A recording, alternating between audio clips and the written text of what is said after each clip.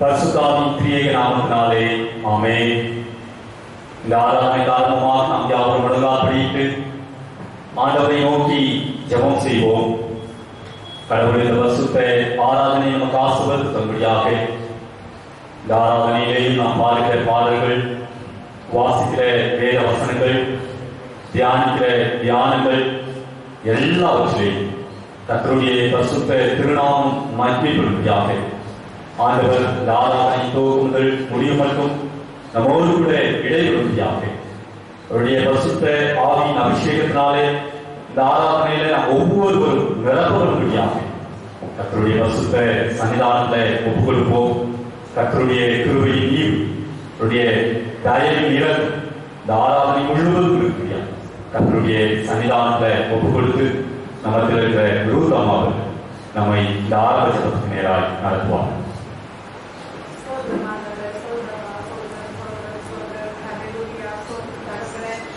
உன்னதங்களிலே வாசமாயிருக்கிற எங்கள் திரியேக தேவனே, கர்த்தர் கர்த்தாவே, இந்த பரிசுத்த ஓய்வு நாளுக்காக நன்றியோடு ஸ்தோத்திரிக்கிறோம். என் தேவன் ஆண்டவரே, செய்த எல்லா நன்மைகளுக்காகவும் ஆசீர்வாதங்களுக்காகவும் துதிக்கிறோம், ஸ்தோத்திரிக்கிறோம். ஆண்டவரே, நெருக்கமான காலங்களிலே நீரே தஞ்சமானவர் என்ற வேத வசனத்தின்படி கர்த்தாவே, அப்பா இந்த நெருக்கமான சூழ்நிலைகளிலே கர்த்தாவே பிள்ளைகளாக எங்கள் ஒவ்வொருவரையும் கர்த்தர் சுகபல ஜீவனோடு காத்துக்கொண்டும் கிருபைக்காய் ஸ்தோத்திரம், நன்றியோடு ஸ்தோத்திரிக்கிற தகப்பனே. இந்த பரிசுத்த ஓய்வு நாளை கர்த்தாவே நீர் ஆசீர்வதிங்க இயேசுவா. ஆண்டவரே, அகில உலக நாடுகளில் நடக்கிற எல்லா ஆராதனைகளிலும் என் தேவனுடைய நாமம் ஒன்றே மகிமைப்படட்டும். தகப்பனே, ஸ்தோத்திர ரட்சா. ஓய்வு நாளில கர்த்தாவே நாங்கள் செய்வதான எல்லா நன்மையான காரியங்களை எங்களுக்கு தெளிவுபடுத்துகிற கிருபைக்காய் ஸ்தோத்திரம். ஆண்டவரே, எங்களின் நினைவுகளை தூரத்திலிருந்து அறிகிற தேவன் ஆண்டவரே, ஸ்தோத்திரம் அப்பா. எங்கள் உட்காரதையும் எழுதுவதையும் நீர் அறிந்திருக்கிறீர்கள். ஸ்தோத்திர ராஜா. நாங்கள் வாழ்ந்துக்கு எல்லாரும் நீர் அங்கே இருக்கிறேன். நாங்கள் வாதாடத்தில் படுக்கை போட்டாலும் உங்களுடைய கரம் எங்களை பிடிக்கும். தகப்பனே, ஸ்தோத்திர ராஜா. ஆண் தகப்பனே, இந்த நேரத்தில் எங்களுடைய எல்லா புத்தக குறைகளை வரிசை கூட தேவன் தயவாய் மன்னிக்கும்படியாக செபிக்கிறேன். ராஜா, நன்றியோடு ஸ்தோத்திரிக்கிற தகப்பனே. இந்த வேலையை கர்த்தாவே நான் பாடலுக்கான பாடல்கள், வாசிக்கிறதான வேத பகுதிகள், கேட்கிறதான தேவ செய்தி எல்லாவற்றையும் உங்களுடைய பரிசுத்த நாமத்தில் ஆண்டவரே எங்களை பரிசுத்தப்படுத்தும்படியாக செபிக்கிறேன். அதை எங்களுக்கு கர்த்தாவே ஆசீர்வாதமாய் தரும்படியாக செபிக்கிறேன். சோதரம் வெகு நாட்களுக்கு பிறகு கர்த்தாவே உங்களை சோதனமாய் கூடி ஆராதிக்க செய்தது மேலான சிறுவைக்காக நன்றியோடு ஸ்தோத்திரிக்கிறேன். எத்தனை துக்கத்தோடு கர்த்தாவே கர்த்தாவே பிள்ளைகள் இருக்கும் என்பதை தேவநீர் அறிவியலப்பா. சோதரம் இந்த ஒரு மனத்தின் ஆவியை கர்த்தனை கொடுத்த கிருபைக்காக சோதரம் நன்றி தகப்பனே. தேவ ஆவியானவர் கர்த்தாவே ஒவ்வொருவரோடு இடைபடும்படியாக செபிக்கிறேன். தெய்வீக பிரசனமானவரை எங்களை நிரப்பும்படியாக செபிக்கிறேன்ப்பா. சோதர ராஜா, நன்றியோடு சோதரிக்கிறேன் தகப்பனே. ஆமாண்டவரே அப்பா, சோதரன் கர்த்தரின் நாமம் ஆண்டவரே உயர் பலத்த அடைக்கலம் தகப்பனே. நீதிமான் அதுக்குள் ஓடி சுகமாக இருப்பார் என்ற வேத வசனத்தின்படி கர்த்தாவே உங்களுடைய அடைக்கலத்திலே எங்கள் வைத்த தயவுக்காக நன்றியோடு சோதரிக்கிற ராஜா. நம்மளுடைய உங்களுடைய அடியான கருத்திலே தருகிறோம். தேவாவியான ஒரே அபிஷேகத்தை கர்த்தாவே இந்த வசனங்களை தோப்பலே அது வாயிலை போடும்படியா ஜெபிக்கிறேன். நான் சோதரிக்கிறேன், அனுசரிப்பேன். வந்தவர்கள் வந்த வண்ணமாய் போகாதபடிக்கு உங்களுடைய பெருக்கமான ஆசீர்வாதத்தை பெற்று செல்ல கர்த்தர் கிருபை செய்கிறாங்க. சிறு குழந்தைகள், வாலிபர்கள், வயோதிகர்கள் அனைவருக்காக ஜெபிக்கிறேன். அப்பா நல்லவரே, தலைவனமாய் இருக்கிற பிள்ளைகளானவரே, வர முடியாத சூழ்நிலையில் இருக்கிற பிள்ளைகளை கூட கர்த்தர் நீர் ஆண்டவரே உங்களுடைய வசனத்தை அனுப்பி அவர்களை சுகமாக்கும்படியாக ஜெபிக்கிறேன். அப்பா சோதர ராஜா, நன்றியோடு சோதிக்கிறேன். படுக்க முதல் முடிவு மட்டுமா என் தேவனுடைய கிருபையின் கரம் ஆண்டவரே எங்களை தாங்கி வழிநடத்தும்படியாக ஜெபிக்கிறோம். எல்லா புத்தியும் கனமும் மகிமையும் ஒருவருக்கே செலுத்துகிறோம். இயேசுவின் மூலம் ஜெபம் கேட்கிறோம் எங்கள் தூய நல்ல பிதாவே. ஆமென். உட்கார்வோம். தாராதி காரணமாக நாம் யாவரும் எழுந்து பாடத்துல 29வது பாடல், தேவனுக்கே மகிமை, தெய்வத்துக்கே மகிமை, தேடி வந்து மீட்டவரே தினமும் அங்கே மகிமை என்ற பாடல். உற்சாகமாக கடவுளை பாடத்துல 29வது பாடல், தேவனுக்கே மகிமை, தெய்வத்துக்கே மகிமை.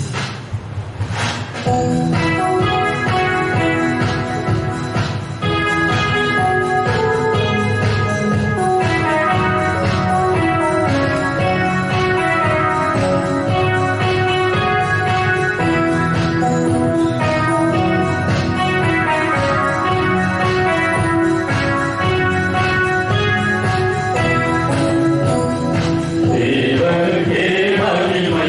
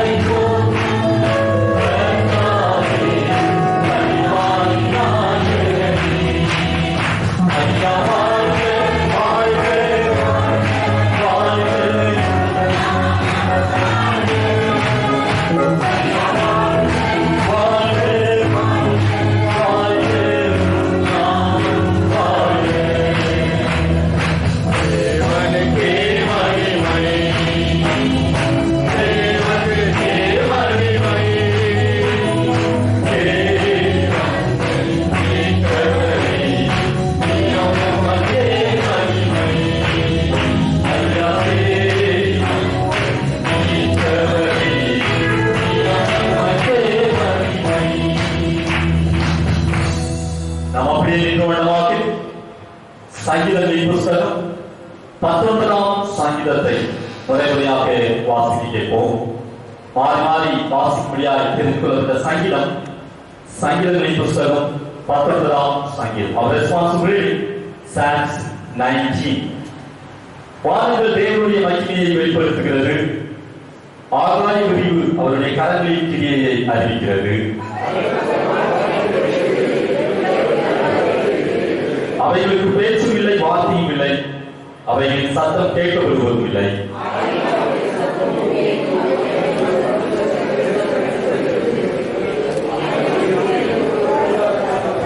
அது தன் மனதையிலிருந்து புறப்படுகிற மனவாளனை போலிருந்து பராக்கிரமசாலியை போல் தன் பாதையோட மகிழ்ச்சியாயிருக்கிறது.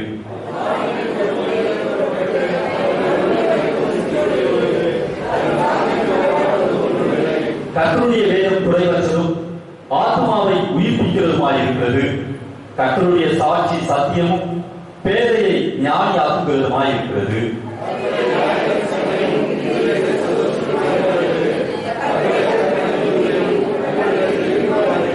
கர்த்தருக்கு பயப்படுகிற பயம் சுத்தமும் என்றைக்கும் நிலைக்கிறதுமாயிருக்கிறது. கர்த்தருடைய நியாயங்கள் உண்மை, அவைகள் அனைத்தும் நீதிமாய் இருக்கிறது.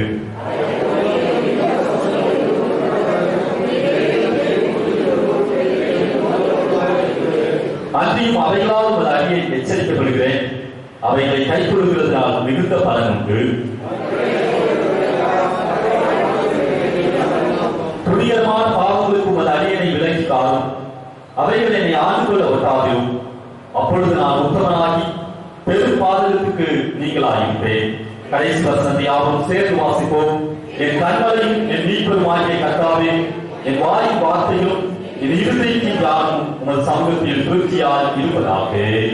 பிதாவுக்கும் குமாரனுக்கும் பரிசுத்த ஆவிக்கும் மகிமை உண்டாவதாக. ஆதியிலும் இப்பொழுதும் எப்பொழுதுமாய் சதா காலங்களிலும் மகிமை உண்டாவதாக.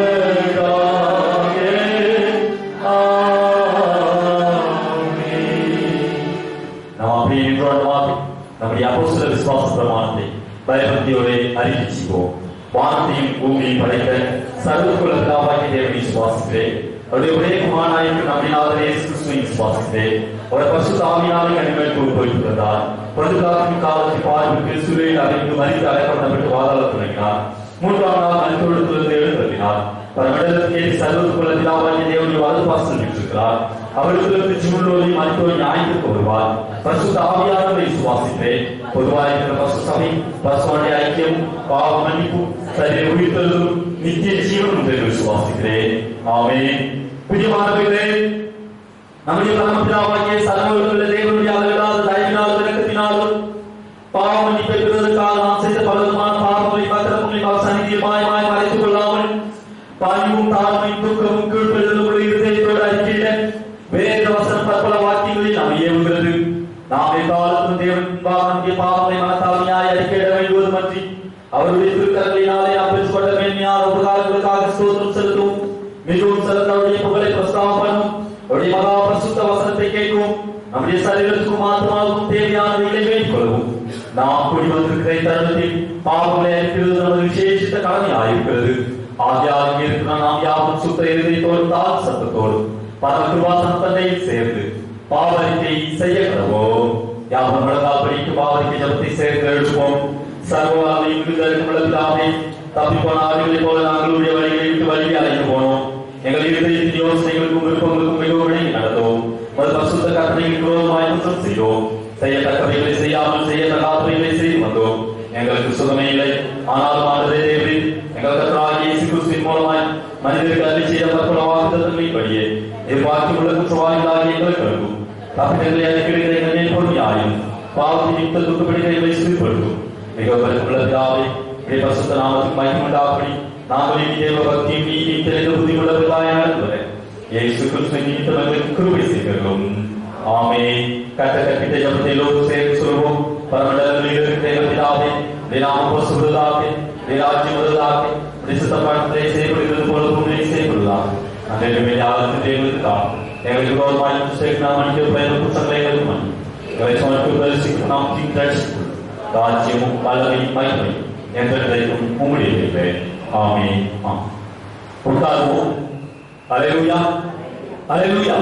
கர்த்தருடைய பரிசுத்த நாமத்துக்கு மகிமை உண்டாவதாக. நாளுடைய வேத பாடத்தை வாசிக்க வாசிக்கும்படியாக தெரிந்து கொள்ள வேத பாடம் அது எபிரேயருக்கு எழுதின பொதுவான நிருபம் 4ஆம் அதிகார வசனங்கள் 1 துவங்கி 16 வசனங்கள் முடிய நாம் வாசிக்க கேட்போம். எபிரேயர் 4ஆம் அதிகார வசனங்கள் 1 துவங்கி 16 வசனங்கள் முடி.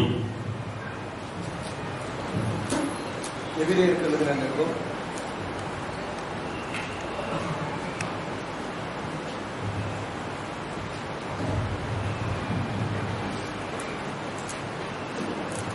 4ஆம் அதிகாரம் வசனங்கள் 1 முதல் 16 முடிய. ஆனபடினாலே அவருடைய இளைப்பாறுதலில் பிரவேசிப்பதற்கு ஏதுவான வாக்குத்தத்தம் நமக்கு உண்டாயிருக்க உங்களில் ஒருவனும் அதை அடையாமல் பின்வாங்கி போகிறவனாக காணப்படாதபடிக்கு பயந்திருக்கிறதோ.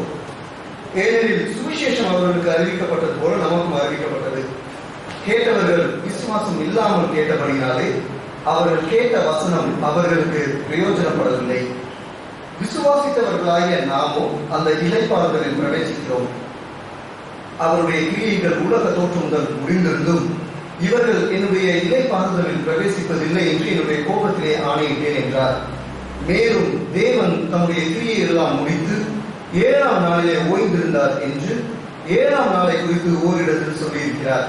அன்றியும் அவர்கள் என்னுடைய இளைப்பாறுதலில் பிரவேசிப்பதில்லை என்றும் அந்த இடத்தில் தானே சொல்லியிருக்கிறார். ஆகையால் சிலர் அதில் பிரவேசிப்பது இன்னும் வரப்போகிற காரியமாய் இருக்கிறபடியினாலும் சுவிசேஷத்தை முதலாவது கேட்டவர்கள் கீழ்ப்படியாமையினாலே அதில் பிரவேசியாமல் போனபடியாலும் இன்று அவருடைய சத்தத்தை கேட்பீர்களாயின் உங்கள் இருதயங்களை கடினப்படுத்தாதீர்கள் என்று வெகு காலத்துக்கு பின்பு தாவீதின் சங்கீதத்திலே சொல்லியிருக்கிறபடி இன்று என்று சொல்வதனாலே பின்னும் ஒரு நாளை குறித்திருக்கிறார்.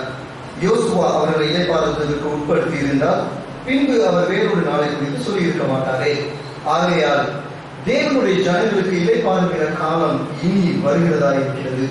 ஏனெனில் அவருடைய இளைப்பாறுதலில் பிரவேசித்தவன் தேவன் தன்னுடைய கிரியைகளை முடித்து ஓய்ந்திருந்தது போல தான் தன் கிரியைகளை முடித்து ஓய்ந்திருப்பான். ஆகையால் அந்த திருஷ்டாந்தத்தின்படி ஒருவனாகிலும் கீழ்ப்படியாமையினாலே விழுந்து போகாதபடிக்கு நாம் இந்த இளைப்பாறுதலில் பிரவேசிக்க ஜாக்கிரதையாக இருக்க கடவோம். தேவனுடைய வார்த்தையானது ஜீவனும் வல்லமையும் உள்ளதாயும் ஈர்ப்புடமும் கருப்புள்ள எந்த பட்டயத்திலும் கருக்கானதாயும் ஆத்மாவையும் ஆவியையும் கண்களையும் ஊனையும் பிரிக்கத்தக்கதாக உருவ குத்துகிறதாயும் இருதயத்தின் நினைவுகளையும் யோசனைகளையும் வகை அறுக்கிறதாயும் இருக்கிறது. அவருடைய பார்வைக்கு மறைவான சிருஷ்டி ஒன்றுமில்லை. சகலமும் அவருடைய கண்களுக்கு முன்பாக நிர்வாணமாயும் வெளியரங்கமாய் இருக்கிறது. அவருக்கே நாம் கணக்கு ஒப்புவிக்க வேண்டும். வானங்களின் வழியாய் பரலோகத்திற்கு போன தேவகுமாரனாகிய இயேசு எனும் மகா பிரதான ஆசாரியர் நமக்கு இருக்கிறபடியினால் நாம் பண்ணின அறிக்கையை உறுதியாய் பற்றி கொண்டிருக்க கடவும். நம்முடைய பலவீனங்களை குறித்து பரிதவிக்க கூடாத பிரதான ஆசாரியர் நமக்கிராமல் எல்லா விதத்திலும் நம்மை போல் சோதிக்கப்பட்டும் பாவம் இல்லாதிருக்கிற பிரதான ஆசாரியரே நமக்கு இருக்கிறார். ஆகையால் நாம் இரக்கத்தை பெறவும் ஏற்ற சமயத்தில் சகாயம் செய்யும் கிருபையை அடையவும் தைரியமாய் கிருபாசன தன்னையில் சேர கடவோம். வாசிக்கும்படியாக குறிக்கப்பட்ட வேதபாடம் வாசித்தாயிற்று. தேவனே உங்களுக்கே சூத்திரம் உண்டாகிறார். கடவுள் தாமே இந்த புது வார்த்தைகளை நம்முடைய நித்திய ஜீவனுக்கு ஆசீர்வாதத்தை தருவாராக. நாம் யாவும் எழுந்து பாடப்புத்தகத்தில் 265வது பாடல். உங்கள் கிருபை தான் என்னை தாங்குகின்றது, உங்கள் கிருபை தான் என்னை நடத்துகின்றது என்ற பாடல். உற்சாகமாக கடலை கட்டி பாடி ஆண்டுடைய நாமத்தை நாம் மகிமைப்படுத்துவோம். 265வது பாடல். இது ஆராதனை நேரம். ஆகவே நாம் யாரும் கர்த்தருடைய சன்னிதானத்தில் கடந்த காலங்கள் எல்லாம் அவருடைய கிருபையினாலே நம்மை பாதுகாத்த அவருடைய சமூகத்தில் நம்மை அர்ப்பணித்து யாரும் சேர்ந்து இந்த பாடலை உங்கள் கிருபை தான் என்னை தாங்குகின்றது.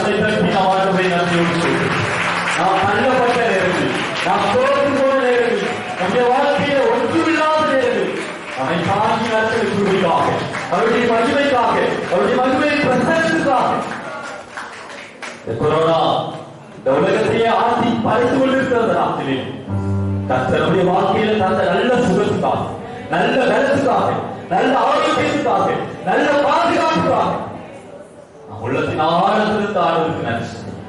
அவருடைய பரிசுத்த சமூகத்தில் நம்ம யாமே ஒப்புக்கொள்ளும் யாரும் விளங்காதபடி ஆண்டவரை நோக்கி பார்க்கும். கிருபை நிறைந்த நீங்கள் நல்ல ஆண்டவரை நீங்க எங்கோடு கூட இருக்கிறீர்கள். அந்த கிருபைக்காக உனக்கு நன்றி என்று சொல். கிருபை அவருடைய மகிமை பிரசன்னம் நம்மை ஒவ்வொரு நாளும் தாங்கி கொண்டிருக்கிறது. அவருடைய மகிமை தரம் நம்மை ஆட்கொண்டிருக்கிறது. அவருடைய பரிசுத்த சமூகம், அவருடைய பரிசுத்த பிரசன்னம் நம்மை முன்னும் பின்னுமாய் பாதுகாத்துக் கொண்டிருக்கிறது. எல்லா தயவுகளையும் நினைத்து நம் ஆண்டவருக்கு நன்றி. அப்பா, என்னுடைய வாழ்க்கையில செய்த எல்லா நன்மைகளுக்காக உனக்கு நன்றி. அப்பா, என்னுடைய வாழ்க்கையில நீ செய்த எல்லா அற்புதங்களுக்காக உனக்கு நன்றி. உம்மை நாங்கள் நோக்கி பார்க்கிறோம். பரிசுத்த பிதாவே, உம்மை நாங்கள் நோக்கி பார்க்கிறோம். கிருபை பலகரத்தினாலே எங்களை நிரப்புக பாச்சு. கிருபை பலகரத்தினாலே எங்களை ஆசீர்வதிக்க பாச்சு. பரிசுத்தத்தின் மகிமை நாளை நாம் யார் சமூகத்தில்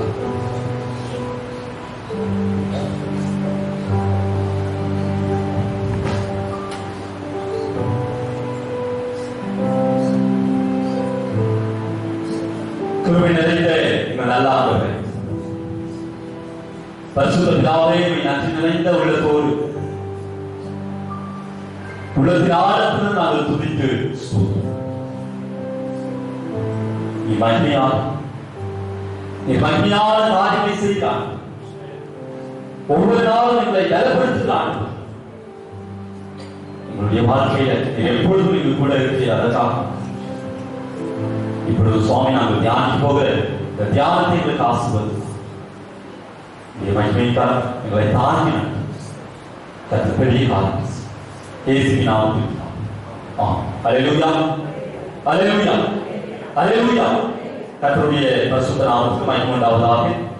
இந்த ஆராதனைக்கு கடந்து வந்திருக்கிற உங்கள் யாவரையும் ஆண்டவராகிய இயேசு கிறிஸ்துவின் ஈடு இணைய நாமத்தில் அன்போடு கூட வாழ்த்துகிறேன், வரவேற்கிறேன்.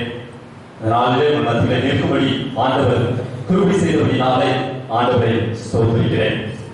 இந்த நாளிலே உலகமெங்கும் ஃபாதர்ஸ் டே, அப்பாக்களுடைய தினம் அனுசரிக்கப்படுகிறது. ஆகவே கூடி வந்திருக்கிற எல்லா தகவல்மார்களுக்கும் இயேசுவின் நாமத்தில் ஃபாதர்ஸ் டே வாழ்த்துக்களை தெரிவித்துக் கொள்கிறேன். கர்த்தர் ஆசீர்வதிப்பாராக. இந்த நாளிலும் நாம் வேதத்தை தியானிக்கும்படியாய் எடுத்துக்கொண்ட வேத பகுதி அது பரிசுத்த எபிரேயருக்கு எழுதின பொதுவான நிருபம் 4ஆம் அதிகாரம் 12வது வசனத்தை யாராவது வாசிங்கள். தேவனுடைய வார்த்தையானது ஜீவனும் வல்லமையும் உள்ளதாகும், இருபுறம் கருப்புள்ள எந்த பட்டயத்தாலும் கருக்கானதாயும், ஆத்துமாவையும் ஆவியையும் கருக்களையும் ஊரையும் பிடிக்கத்தக்க உருவ குத்துகிறதாயும், இருதயத்தின் நினைவுகளையும் யோசனைகளையும் வகையறுக்கிறதாயும் இருக்கிறது. தேவனுடைய வார்த்தை. ஒரு பக்தன் இப்படி எழுதுகிறான், தேவ வசனத்தின் மேலுள்ள வாஞ்சையின் அளவுதான் இந்த வேத வசனத்தின் மேல நமக்கு எவ்வளவு வாஞ்சை இருக்கு அப்படின்றதுடைய அளவுதான் உங்க வளர்ச்சியினுடைய அளவு. இந்த வேதத்தின் மீது நாம் எவ்வளவு வாஞ்சையா இருக்கிறோமோ அந்த அளவுக்கு நம்முடைய வளர்ச்சி இருக்கும் அப்படின்னு சொல்றேன். இன்னொரு ஆக்கியம் இப்படி எழுதுகிறார், ஆசீர்வாதத்தின் திறவுகோல் வேத வசனத்தில் உண்டு. இந்த வீட்டுல ஆசீர்வாதம் இருக்கு, இல்ல இந்த இடத்துல இவ்வளவு பொசிஷன் இருக்கு, அதை எடுக்கணும் அப்படின்னு சொன்னா அதுக்கான சாவி இந்த வேதத்தில் உண்டு. வேதாகமும் ஆண்டவர் நமக்கு கொடுத்த மிகப்பெரிய பரிசு, ஒரு பெரிய சொத்துலே சொல்லலாம். இதுல உள்ள வார்த்தைகள் ஒரு தனி மனிதனுக்கும் சரி, அல்லது குடும்பத்துக்கும் சரி, அல்லது திருச்சபைக்கும் சரி, இல்ல இந்த சமுதாயத்துக்கும் சரி மிகப்பெரிய நன்மைகளை செய்கிற எல்லா சூழ்நிலைகளிலும் பயனுள்ள காரியங்களை தருகிற ஒரு மிகப்பெரிய பொசிஷன் எதுனா இந்த வேதாகம். இயேசு கிறிஸ்து தன்னுடைய ஊழியத்தின் பாதையில முதலாவது அடியெடுத்து வைக்கப்பட்டு தன்னுடைய 30வது வயதுல அவர் ஊழியத்துக்கு வந்தார் சொல்லப்படும். வேதத்துல அதற்கான ஆதாரம் இல்லை. ஆனா வேத வல்லுநர்கள் அவர் 30வது வயதுல ஊழியத்துக்கு வந்ததாக 3.5 ஆண்டுகள் கர்த்தருடைய ஊழியத்தை செய்து தன்னுடைய 33 வயசு 6 மாதத்துக்கு அவர் மறித்து உயிர் திறந்ததாகவும் ஆராய்ச்சியாளர்கள் சொல்கிறார். அவர் தன்னுடைய ஊழியத்திற்கு அடியெடுத்து வைக்கும் பொழுது பிசாசு அவரை சோதனைக்கு உட்படுத்துகிறார். மத்திய எழுதின நற்செய்தி புத்தகம் 4ஆம் அதிகாரம் 1 முதல் 11 வசனங்களில் நாம் அதை வாசிக்கிறோம். அந்த சோதனைகளை அவர் வேத வசனத்தின் மூலமாக மட்டுமே மேற்கொண்டார். வேத வசனத்தின் மூலமாகவே அவர்களோடு கூட அந்த பிசாசோடு கூட சம்பாதித்து அவனை மேற்கொண்டார் என்று சொல்லி நாம் பார்த்தோம். முற்காலத்துல பழைய ஏற்பாட்டில் பார்த்தீங்கன்னா தேவன் தன்னுடைய முற்பிதாக்களோடு கூட டைரக்டா பேசினார். ஆபிரகாமை கூப்பிட்டாரு, ஈசாக்கையும் கூப்பிட்டாரு, யாக்கோபையும் கூப்பிட்டாரு, அவங்களோடு கூப்பிட்டு பேசினார். கொஞ்ச காலம் போன பிறகு தீர்க்கதரிசிகளோடு பெரிய ராஜாக்களோடு தான் அவனுக்கு பேசினார். தீர்க்கதரிசிகள் பேசும் பொழுது ஆரம்பிக்கிறதே சொல்லுவாங்க, கர்த்தர் சொல்லுகிறதாவது. இன்னும் வேதத்துல பாத்தீங்கன்னு சொன்னா கர்த்தருடைய வார்த்தை எனக்கு உண்டாகி, அப்படி ஆண்டவர் இந்த வேத வசனங்களின் மூலமாக பேசிக்கொண்டே இருந்தார். 1 தெசலோனிக்கேயர் 2ஆம் அதிகாரம் 13வது வசனத்துல வாசிக்கும் பொழுது அங்கே அப்போஸ்தலர்கள் இந்த வேத வசனங்களை குறித்து சொல்லும் பொழுது வாசிங்கள். 1 தெசலோனிக்கேயர் 2:13. ஆகையால் நீங்கள் தேவ வசனத்தை எங்களாலே கேள்விப்பட்டு, எனங்க தேவ வசனத்தை எங்களாலே கேள்விப்பட்டு ஏற்றுக்கொண்ட போது அதை மனுஷர் வசனமாக ஏற்றுக்கொள்ளாமல், எப்படி அதை மனுஷருடைய வசனமாக ஏற்றுக்கொள்ளாமல் தேவ வசனமாகவே ஏற்றுக்கொண்டதினாலே நாங்கள் இடையில்லாமல் தேவனுக்கு ஸ்தோத்திரம் செலுத்துகிறோம். அது மெய்யாகவே என்னங்க தேவ வசனம் தான். விசுவாசிக்கிற உங்களுக்குள்ளேயும் அதுதான் வந்து பேலன்சிங். இன்னைக்கு மோட்சத்துக்கு போறதுக்கு வழி என்ன? நிறைய வழிகள் சொல்லப்படுது. இன்னைக்கு சர்வதேச யோகா தினம் அப்படின்னு சொல்லி காலையில் ஒரு பார்த்தது கரெக்டா தெரியல, உண்மைதான். நம்ம பிரதமர் கேட்டீங்கன்னா சொல்லுவார், யோகா பண்ணீங்கன்னா பரவாயில்ல போயிட்டாங்க. பிரியமானவர்களே, வசனம் சொல்கிறது. நீங்க யோகாவின் நற்செய்தி புத்தகம் 5ஆம் அதிகாரம் 24வது வசனத்தை வாசித்து பார்த்தீங்கன்னு சொன்னா 5:24, என் வசனத்தை கேட்டு என்னை அனுப்பினவரை விசுவாசிக்கிறவனுக்கு நித்திய ஜீவன் உண்டு, அவன் ஆக்கினை தீர்ப்புக்கு உட்படாமல் மரணத்தை விட்டு நீங்கி ஜீவனுக்கு உட்பட்டிருக்கிறான் என்று மெய்யாகவே உங்களுக்கு சொல்கிறேன். என் வசனத்தை கேட்டா உங்களுக்கு நித்திய ஜீவன் உண்டு. இந்த வசனம் தான் உங்களை பரலோக வாழ்வுக்கு நேராக வழி நடத்தக்கூடியது. வேத வார்த்தை பல காரியங்களுக்கு ஒப்பிடப்பட்டிருக்கு. தான் நான் சொல்லிட்டே போகும், ஏன்னா நீங்க குறிப்பெடுத்துக் கொள்ளும். இறைஞானின் தீர்க்கதரிசன புத்தகம் 23ஆம் அதிகாரம் 29வது வசனத்தை வாசித்து பார்த்தீங்கன்னா கர்த்தருடைய வார்த்தை அக்கினி சமட்டின்னு சொல்லும். அது அக்கினியை போல பற்றி எரியக்கூடியது, சமட்டியை போல எல்லாவற்றையும் உடைக்கக்கூடியது. அப்போஸ்தலனாகிய பேதுரு 1 பேதுரு 2ஆம் அதிகாரம் 2வது வசனத்துல சொல்றாரு, நீங்கள் திருவசனமாகிய கலங்கமில்லாத ஞானப்பால். என்னதான் இது? கர்த்தருடைய வசனம் என்னது? ஞானப்பால் சொல்றாரு. அதே 1 பேதுரு 1ஆம் அதிகாரம் 23வது வசனத்துல வாசித்து சொன்னா, இது விதை, இது எங்கெல்லாம் போடப்படுதோ அங்கெல்லாம் அப்படியே கலர் தரக்கூடிய மிகப்பெரிய விதை அப்படின்னு சொல்றாரு.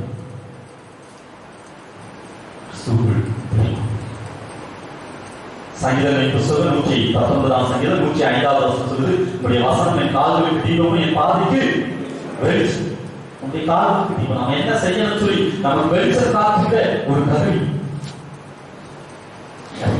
நிறைய சொல்லிட்டே வாசிக்க 19ஆம் சங்கீதத்துல நம்ம 8வது 6வது வசனம் 7வது வசனம் 10வது வசனத்தெல்லாம் வாச பார்த்தீங்கன்னா கர்த்தருடைய வேதம் உதைவற்றதும் ஆத்மாவை உயிர்ப்பிக்கிறதும் பேரியை ஞானி ஆக்குறதும் பொன்னிலும் பசு பொன்னிலும் விரும்பத்தக்கதும் எவ்வளோ காரியங்கள் இந்த வேதத்துக்கு சொல்லப்பட்டிருக்கிறார். 55ஆம் அதிகாரம் 10-11 வசனங்களை வாசிக்கும் பொழுது கர்த்தருடைய வசனம் மழை போனது. அது பூமி மீது பெய்யும் பொழுது அது எந்த காரியத்துக்காக அனுப்பப்பட்டதோ அந்த காரியத்தை நிறைவேற்ற வருது. அப்படிப்பட்ட இந்த வேத வாக்கி, இந்த வேத வசனம் நம்முடைய வாழ்க்கையிலே இருக்குமானால், இந்த வேதத்தை நாம் தியானித்து இந்த வேதத்தின்படி நம்முடைய வாழ்க்கையை நாம் அமைத்துக் கொள்வோமானால், கர்த்தர் நம்ம எல்லா நிலைகளிலும் உயர்த்த வல்லவராய் என்றால் அந்த ஆசீர்வாதத்தை திறவுகோலை நம்முடைய கையிலே தந்து நம்மை ஆசீர்வதிக்க ஒரு சித்தமுள்ளவராய். இதை பற்றி எபிரேயர் ஆக்கி அந்த எபிரேயர் நிருபம் 4ஆம் அதிகாரம் 12வது வசனத்துல எழுதும் பொழுது ரொம்ப சொல்றாரு, இந்த வார்த்தை, தேவனுடைய வார்த்தை ஜீவன் வல்லமை. எப்படி பாருங்க, இது ஜீவனுள்ள வார்த்தை, வல்லமையுள்ள வார்த்தை. இந்த வார்த்தையில உயிர் இருக்கு. ஒரு மனுஷனுடைய வாழ்க்கையை புரட்டி போடக்கூடிய வார்த்தை. நீங்க பெரிய பெரிய புகழ்பெற்ற ஊழியக்காரனா பாருங்க, ஒரே ஒரு கர்த்தருடைய வசனத்தினால தொடர்பட்டு அதன் மூலம் தன்னுடைய வாழ்க்கையில மனமாற்றம் அடைந்து ஆண்டவருக்காக எழுதி பிரகாசித்தவங்களாதான். ஏசியாவின் புஸ்தகம் 6ஆம் அதிகாரத்துக்கு ஒரு வேதத்தை திருப்பிச்சா, உசியா மரணமடைந்த வருஷத்துல தேவாலயத்துல ஏசியா தீர்க்கதரிசி நிற்கிறார். அங்கே உன்னதமும் உயரமுமான சிங்காசனத்துல ஆண்டவர் வீற்றிருக்கிறதை பார்த்தோட சொல்றார், ஐயோ நான் அதமானே, ஐயோ நான் அதமா. பரிசுத்தரையினுடைய கண்கள் பார்த்துருக்கு. அப்ப அங்க ஒரு சத்தம் கேட்கு, ஒரே ஒரு வார்த்தை தான், பின்பு நான் யாரை அனுப்புவேன், யாரின் காரியமாய் போவோம். உடனே ஏசியா சொல்ற ஒரே ஒரு வார்த்தை தாங்க. ஏசியா தீர்க்கதரிசியுடைய வாழ்க்கையை அப்படியே புரட்டி போயிடுச்சு. ஏசியா சொல்றாரு, நான் இருக்கிறேன் என்ன, நான் இருக்கிறேன் என்ன. அதுக்கு முன்னாடி அவர் ஊழியத்துக்கு போனோம், தீர்க்கதரிசனம் சொல்லணும் அப்படின்னா எந்த தீர்மானமும் கிடையாது. ஒரே ஒரு கர்த்தருடைய வார்த்தை, யாரை நான் அனுப்புவேன், ஆண்டவரை நான் போறேன். மனுஷனுடைய வாழ்க்கையை அப்படியே புரட்டி போயிடுச்சு. இயேசு கிறிஸ்து நம்முடைய இஸ்ரவேலோடு மார்க்கின் நற்செய்தி புஸ்தகம் 4ஆம் அதிகாரம் 30வது வசனத்தை வாசிப்போம் சொன்னா, சீடர்கள் கடல்ல ஆண்டவரை நாங்கள் மடிந்து போகிறோம்னு பார்க்கிறாங்க.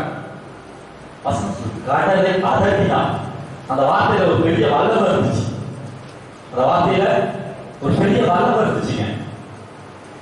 கடல் கூட அப்படியே காட்சி சைலண்ட் ஆயிடுச்சு.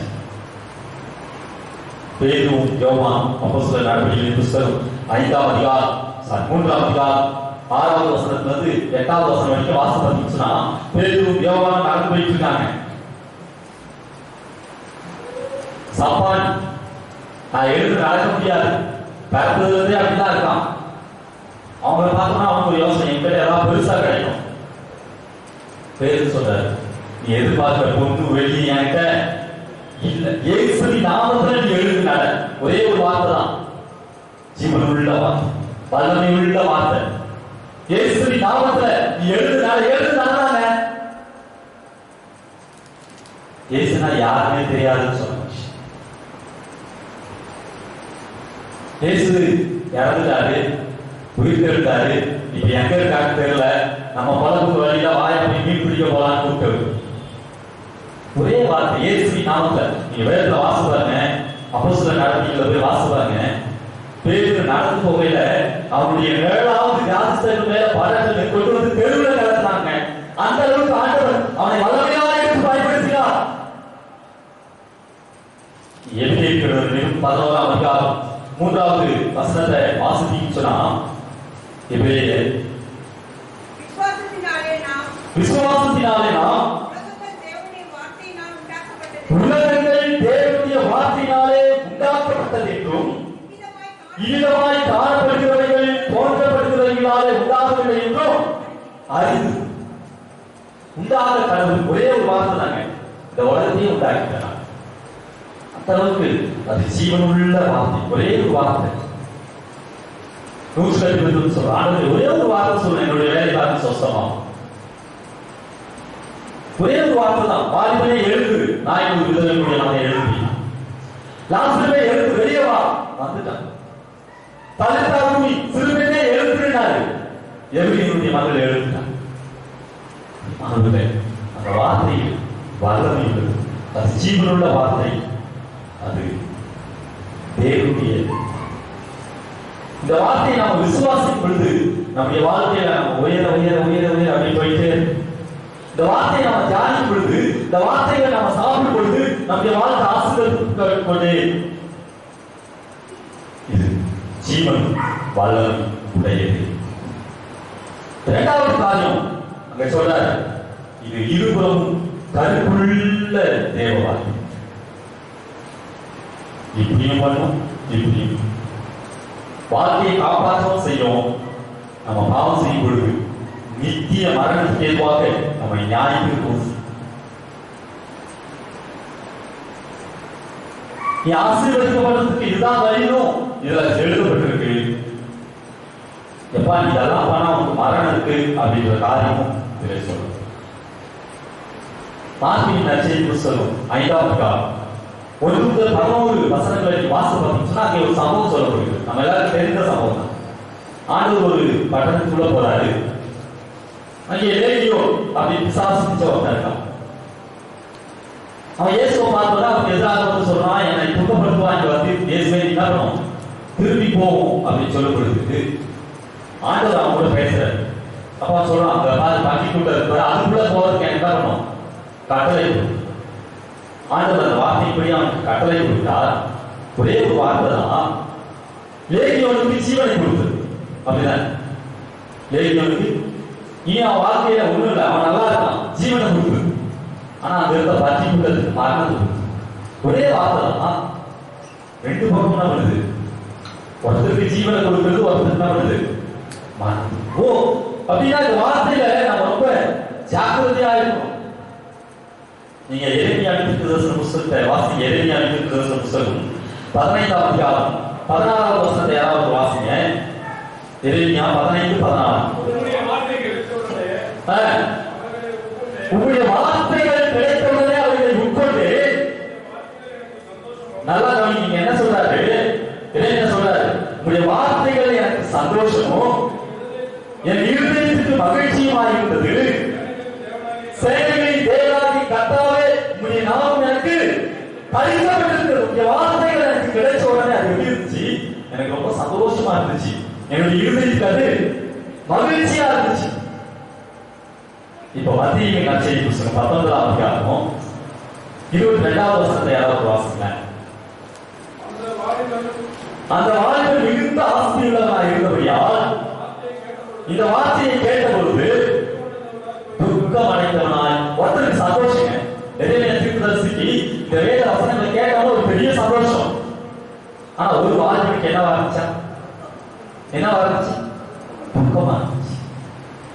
அப்ப இந்த வாலிபன் கர்த்தருடைய வார்த்தையை விட எதை பெருசா நினைச்சிருந்தா, பணத்தை பெருசா நினைச்சு. அப்படி நாம் நினைப்போம்னா நம்முடைய வாழ்க்கை ஒரு நாள் சீக்கிரம். நம்ம உலகத்தில் ஒன்றும் கொண்டு வந்ததில்லை, ஒன்றும் கொண்டு போகணும். அவருடைய வார்த்தையை நாம் மகிழ்ந்திருக்கும் பொழுது அந்த ஆஸ்தியை கொடுக்கிறவரே யாருன்னா ஆண்டவர். அதான் நம்ம ஒரு நாள் மறந்துவோம். நீங்க வீட்டில் போய் வாசிப்பாரு 30ஆம் அதிகாரத்தில் சொல்லணும், என் கைகள் தான் இதை சம்பாதிச்சது, என்னுடைய புத்தி கூர்மையால் தான் நான் இதை செஞ்சேன்னு சொல்லாத என்ன பண்ணு, எச்சரிக்கையா இருக்கு. ஏன்னா அப்படி சம்பாதிக்கிறதுக்கும் அந்த கை கலனை கொடுக்கிறவர் யாரு, அதை நம்ம ஒரு நாளும் மறந்து போகிறது. கர்த்தருடைய வசனம் அபூர்வமா இருந்த நாட்கள். சாமுவேல் தீர்க்கதரிசி வளர்ந்துட்டு இருக்காரு. ஆனா சாமுவேலோடு பேசுற, நீங்க 1 சாமுவேலின் புத்தகம் 3ஆம் அதிகாரம் 18வது வசனத்திலிருந்து யாராவது வாசிங்க. 1 சாமுவேல் 3ஆம் அதிகாரம் 18வது வசனம். அப்பொழுது சாமுவேல் ஒன்றையும் அவனுக்கு மறைக்காமல் அந்த காரியங்களை எல்லாம் அவனுக்கு அறிவித்தான். அதற்கு அவர் தமது காதைக்கு நலமானதை செய்வாராக என்றான். சாமுவேல் வளர்ந்தான், கர்த்தர் அவனோடு கூட இருந்தார். அவர் தமது எல்லா வார்த்தையிலும் ஒன்றையாயும் தலையில இழுத்து போக விடவில்லை. இங்க ஆண்டவர் சாமுவேலோடு பேசினாரு. சாமுவேல் வந்து தான் முதல் பேசுறவா வரைக்கும் சாமுவேல போல ஒரு பெரிய தீர்க்கதரிசி இல்லைன்ற அளவுக்கு அவனுடைய வாழ்க்கையில ஒரு பெரிய உயர்வை தந்துச்சு. ஆனா அந்த காலத்துல பிரதான ஆசாரியனா இருந்த ஏலியினுடைய வாழ்க்கையில அந்த வார்த்தைகள் என்ன பண்ணல, உயர்வை தரல. ஏலியினுடைய வாழ்க்கையில ஒரு பெரிய வீழ்ச்சியை தான் தந்துச்சு. அவனுடைய பிள்ளைகள் மறைத்து போனாங்க. அதன் பிறகு அவனுடைய சந்ததி இல்லாமல் போயிடுச்சு. ஏலி என்ற மகாபெரிய பிரதான ஆசாரி ஒரே வார்த்தை தான் சாமுவேலுடைய வாழ்க்கையில ஒரு பெரிய மாற்றத்தை கொடுத்தது. ஏலியினுடைய வாழ்க்கையில அப்படியே கொஞ்சமா போச்சு. கர்த்தருடைய வாழ்க்கையில வார்த்தையில ஆசீர்வாதம் உண்டு, சாபம். யோசுவாவின் புஸ்தகம் 8ஆம் அதிகாரம் 34வது வசனத்தை யாராவது வாசித்தீங்கன்னா, யோசுவா 8:34. அதற்கு பின்பு அவன் நியாயப்பிரமாண புஸ்தகத்தில் எழுதியிருக்கிறபடி நியாயப்பிரமாணத்தில் சொல்லிய ஆசீர்வாதமும் சாபமுமான சகல வார்த்தைகளை என்ன பண்ணா, இந்த வார்த்தையில ஆசீர்வாதம் இருக்கு, சாபம். உலகத்துல நாம இந்த விசுவாசம் மேற்கொண்டு நாம ஆசீர்வாதமா வாழணும் அப்படின்னு சொன்னா இந்த வேத வசனம் தான் அப்போஸ்தலனாகிய பவுல் அதை ரொம்ப தெளிவா எழுதுறாரு. எபேசியருக்கு எழுதின நிருபம் 6ஆம் அதிகாரத்துக்கு உங்களுடைய வேதத்தை திருப்பிக் கொள்ளுன்னு சொன்னா 12வது வசனத்துல இருந்தே நம்ம வாசிக்க முடியும். ஏனெனில் மாம்சத்தோடும் ரத்தத்தோடும் அல்ல, துரைத்தனங்களோடும் அதிகாரங்களோடும் இப்பிரபஞ்சத்தின் அதிகார ரோகாதிபதிகளோடும் வான மண்டலங்களில் உள்ள பொல்லாத ஆவிகளினுடைய சேனையோடு நமக்கு போராட்டம். எது கூட தான் நமக்கு போராட்டம் தான், இது கூட தான் நமக்கு போராட்டம். ஆகையால் தீங்கு நாளிலே அவைகளை நீங்கள் எதிர்க்கவும் சகலத்தையும் செய்து முடித்தவர்களாய் பிராணியுள்ளவர்களாகும்படிக்கு தேவனுடைய சர்வாய வர்க்கத்தை எடுத்துக் கொள்ளுங்கள். தொடர்ந்து நீங்க 18வது வசனத்தை வாசிப்பீர்கள். இந்த சத்தியம், இந்த வேத வசனங்கள் நமக்கு பாதுகாப்பை கொடுக்கிறது என்பதை தெரிவித்து, 3வது இந்த வேத வசனம், இந்த தேவ வார்த்தை உருவ கூட்டுகள் வகையை நம்ம உருவ கூட்டம். நம்ம தப்பு செஞ்சா வேதத்தை வாசிக்கும் பொழுது நம்ம இந்த வார்த்தைகள் பேசும். இது உண்மை. அப்போஸ்தலர் நடவடிக்கைகளின் புஸ்தகம் 5ஆம் அதிகாரத்தினுடைய வேதத்தை திருப்பி சொன்னா அங்கே அனனியா சப்பிராவை குறித்து நான் வாசிப்பேன். 3-4 வசனங்களை வாசிக்கும் பொழுது பேதுரு அங்க கேட்கிறார், எப்பா இவ்வளவு தான் இதை எடுத்தீங்களா? அவன் சொன்னான். அப்போ பேதுரு அவர்கிட்ட சொல்றாரு, அவனை நோக்கி, அனனியாவே, நிலையத்தில் கிரயத்தில் ஒரு பங்கை வச்சித்து வைத்து பரிசுத்த ஆவியின் இடத்தில் பொய் சொல்லும்படி சாத்தான் உன் இருதயத்தை நிரப்பினது என்னன்னு, அதை இருக்கும் முன்னே அது உன்னுடையதாக இருக்கவில்லையா? அது கிரையின் வசத்தில் இருக்கவில்லையா? நீ உன் இருதயத்தில் இப்படிப்பட்ட எண்ணம் கொண்டது என்ன? நீ மனுஷனிடத்தில் அல்ல தேவனிடத்தில் பொய் சொன்னாய் என்றால், அனனியா இந்த வார்த்தைகளை கேட்கவே விழுந்துதான் சீவனை விட்டான். அங்க பேதுரு சொன்ன இந்த வார்த்தை, பேதுரு சொன்ன இந்த தேவ வார்த்தை அனனியாவுடைய ஆவியையும் ஆண்மையாவும் தனித்தனியா பிரிச்சு எடுத்துருச்சு. பேதுரு பார்த்து ஆரம்பிச்சார், நாளை கால சேவை போது நடிகை 3 தரம் வருவலிப்பான். வீட்டில் போய் வாசிப்பாங்க. மத்திய நட்சி புஸ்தகம் 26 75வது வசனத்தை வாசிப்பாருன்னு சொன்னா, இதை நினைச்சு அவன் மன கசந்து அழு. அவனுடைய மனசு அப்படி என்ன பண்ணுது, புத்து ஆண்டவர் சொன்ன வார்த்தை மன கசந்து ஆண்டவருடைய சமூகத்துல அழு. ஆண்டவருடைய வார்த்தை உண்மையுள்ள வார்த்தை. யோவானின் நற்செய்தி புஸ்தகம் 8ஆம் அதிகாரம் நீங்க எடுத்து பார்க்கணும்னு சொன்னா 1-11 வசனங்கள். இயேசுவை குற்றம் எடுத்து இப்படி ஒரு விபச்சாரியை கொண்டு வந்து இயேசு பாக்குறாங்க. ஆண்டவரே, இவர் மோசேயினுடைய நியாயப்பிரமாணப்படி தப்பு பண்ணியிருக்காங்க, நியாயப்பிரமாணப்படி இவரை கல்லெறிஞ்சு போடணும், நாங்க என்ன பண்ணணும்?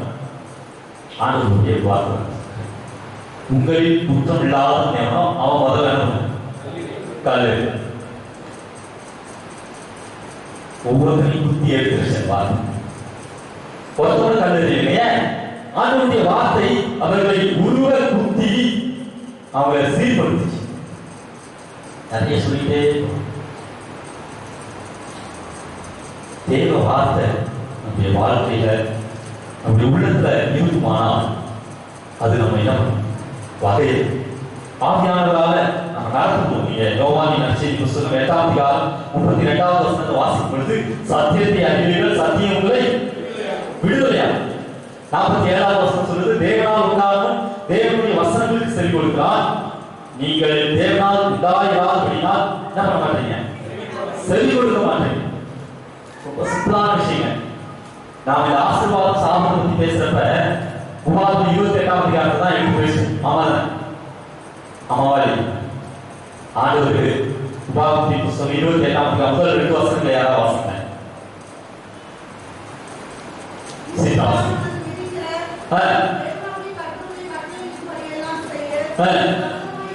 கவனமாயிருப்பது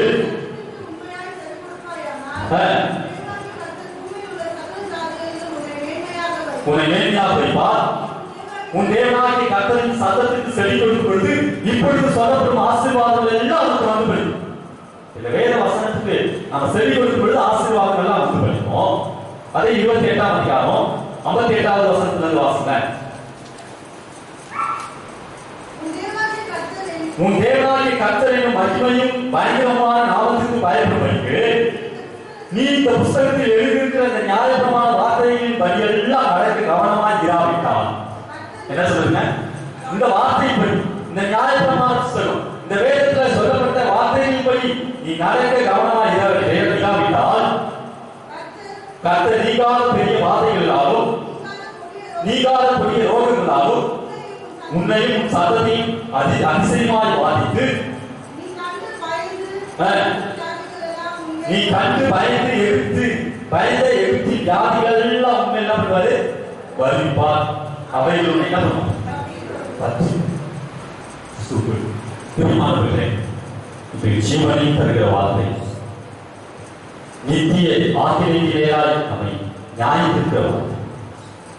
ஆகவே இந்த வேத வசனத்தை நம்முடைய வாழ்க்கையில நாம் தியானிப்போம், தினமும் வாசிப்போம், நேசிப்போம், தியானிப்போம். நம்முடைய வாழ்க்கையில நாம் இதை அபியாசப்படுத்துவோம். அப்பொழுது ஆண்டவர் நம்மை கொண்டு பெரிய காரியங்களை செய்வார். ஆசீர்வாதத்தின் பாதையில நம்மை நடத்துவார். கடவுள் நாம் இந்த திருவார்த்தை நம்முடைய நிதிய ஜீவனுக்கு ஆசீர்வாதம் வருவார்கள். ஆகையாளுக்கு அறிவிக்க வேண்டிய அறிவிப்புகள், இந்த கொரோனா காலத்தை முன்னிட்டு ஒவ்வொரு வாரம் ஞாயிற்றுக்கிழமை ஆராதனை மாற்றம் நடைபெறும். அடுத்த ஞாயிற்றுக்கிழமை நம்முடைய திருச்சபையில ஞானஸ்தான ஆராதனை, நம்முடைய ஆலய ஆராதனை முடித்தோட ஞானஸ்தான ஆராதனை உண்டு. ஆகவே ஞானஸ்தானத்துக்கு தயாராக உங்களுடைய பெயர்கள் இன்னைக்கு கொடுத்து செல்லும்படி உங்களை என்னோடு கூட கேட்டுக்கொள்ளுங்க. யாராவது ஞானஸ்தானம் எடுக்கிறீங்களோ உங்களுடைய பெயர்களை நீங்கள் கொண்டு போய் வந்துச்சுனால் அதற்கான வகுப்புகள், அதற்கான கிளாஸஸ் வந்து வருகிற புதன்கிழமை மாலை 7 மணிக்கு நம்முடைய திருச்சபையில வந்து வைத்து எடுக்கப்படும். ஆகவே யார் ஞானஸ்தானம் பெற்றுக்கொள்ள விரும்புகிறீர்களோ உங்களுடைய பெயர்களை நீங்கள் சொல்லும்படியாய் அன்போடு கூட கேட்டுக்கொள்கிறேன். இந்த ஆராதனை முடித்தவுடனே யாரும் ஒருவருக்கு ஒருவர் கை கொடுக்க கூடாது. நீங்கள் ஆராதனை முடித்தவுடனே குழுவா நீங்கள் பேசக்கூடாது. ஆகவே இந்த கொரோனா காலம் முடிகிற வரைக்கும் சபையில எந்த அறிக்கைகளும் நடைபெறாது என்பதை தெரிவித்துக் கொள்கிறேன். என்னுடைய பணிக்காலம் 5 ஆண்டுகள் முடிவடைந்தபடினாலே நான் வேறொரு திருச்சபைக்கு மாறுதலாகி செல்கிறேன். நம்முடைய திருச்சபைக்கு ஒரு புதிய போதகர் அடுத்த ஞாயிற்றுக்கிழமை வந்து நம்முடைய திருச்சபையை பொறுப்பெடுத்துக் கொள்வார்கள் என்பதை சபைக்கு தெரியப்படுத்துகிறேன். ஒருவேளை இன்னைக்கு பிரசங்கிப்பதுதான் வடிவாளா திருச்சபையில என்னுடைய கடைசி பிரசங்கமாக இருக்கலாம். அடுத்த வாரம் புதிய போதகர் உங்கள் மத்தியில் கர்த்தருடைய வார்த்தையை கொண்டு வருவார்கள். அடுத்த வாரமும் நான் இங்கு ஆராதனைக்கு இருப்பேன். 1ஆம் தேதியிலிருந்து புதிய போதகர் இந்த ஆலய ஆராதனைகளை பொறுப்பெடுத்துக் கொள்வார்கள் என்பதை சபைக்கு தெரியப்படுத்துகிறேன். பிறந்த நாள் திருமண நாள் காண்போகிற பிள்ளைகளை நாம் வாழ்த்துவோம். பிறந்த நாட்கள் 26ஆம் தேதி தன்னுடைய பிறந்த நாளை காண்கிற Mrs Meeka, doctor of mister Anbu அவர்களுக்காக ஜெபிப்போம். 23ஆம் தேதி தன்னுடைய திருமண நாளை காண்கிற mister Soundararaj, Mrs Saroni Rosie அவர்களுக்காக ஆண்டவரை நோக்கி ஜெபம் செய்வோம். நிறைவாக நாம் யாரும் எழுந்து பாடல் தந்த 148வது பாடல் வேத புத்தகமே வேத புத்தகமே விலை பெற்ற செல்வம் நீயே என்ற பாடலை பாடி ஆண்டவருடைய நாமத்தை மகிமைப்படுத்துவோம்.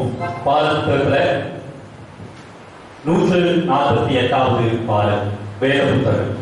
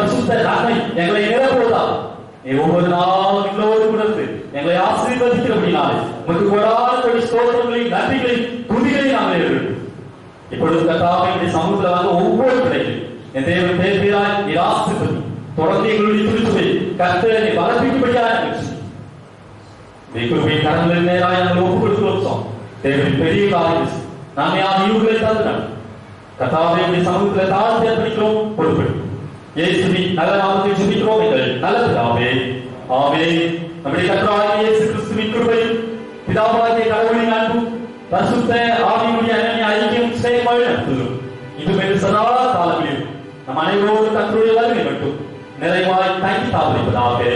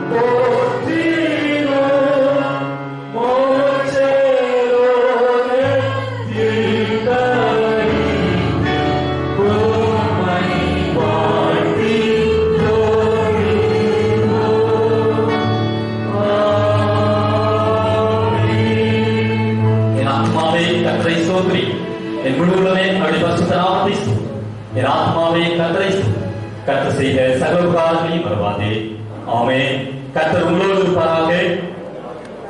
சமாதானத்தோடு போய் வாருங்கள்.